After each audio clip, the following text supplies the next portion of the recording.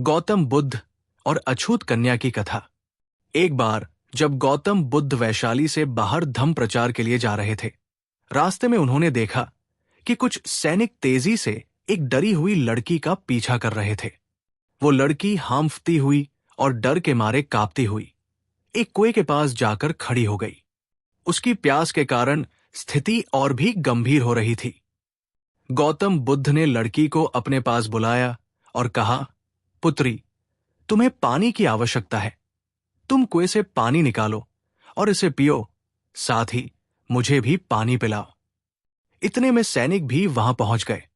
जब सैनिकों ने देखा कि बुद्ध ने लड़की से पानी पीने के लिए कहा है, तो उन्होंने रुकने का कोई प्रयास नहीं किया, लेकिन बुद्ध ने उन्हें हाथ के संकेत से रुकने के लिए कहा। लड़की कुछ संकोच करते हुए बोली, महाराज, मैं एक अछूत कन्या हूं। अगर मैं कुएं से पानी निकालूं तो जल दूषित हो जाएगा।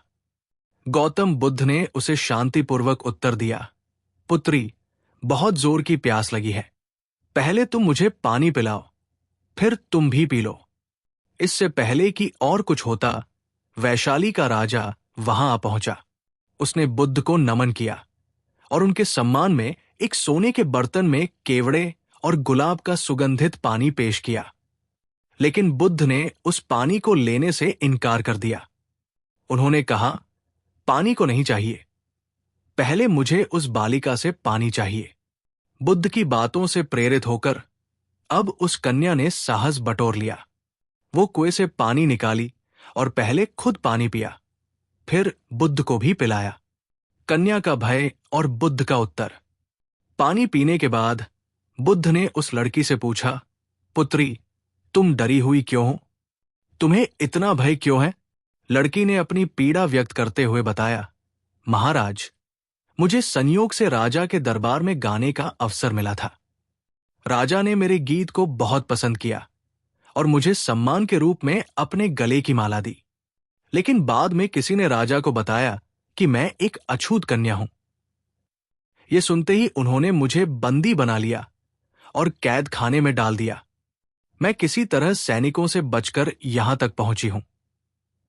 यह सुनकर बुद्ध ने राजा से कहा, सुनो राजन, ये कन्या अछूत नहीं है, बल्कि तुम अछूत हो।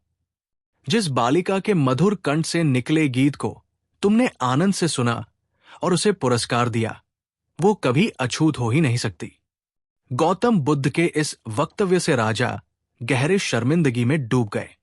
उन्हें यह एहसास हुआ कि उन्होंने अपनी अज्ञानता के कारण उस कन्या के साथ अन्याय किया था। शिक्षा। ये कहानी हमें यह सिखाती है कि समाज में किसी भी व्यक्ति को उसकी जाति, जन्म या स्थिति के आधार पर नीचा नहीं समझना चाहिए।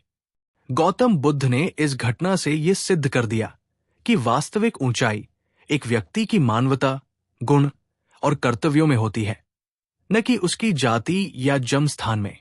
इस कथन से यह भी पता चलता है कि कोई भी व्यक्ति तब तक अछूत नहीं हो सकता जब तक वो अपनी अच्छाई और सद्गुणों से समाज में योगदान करता है।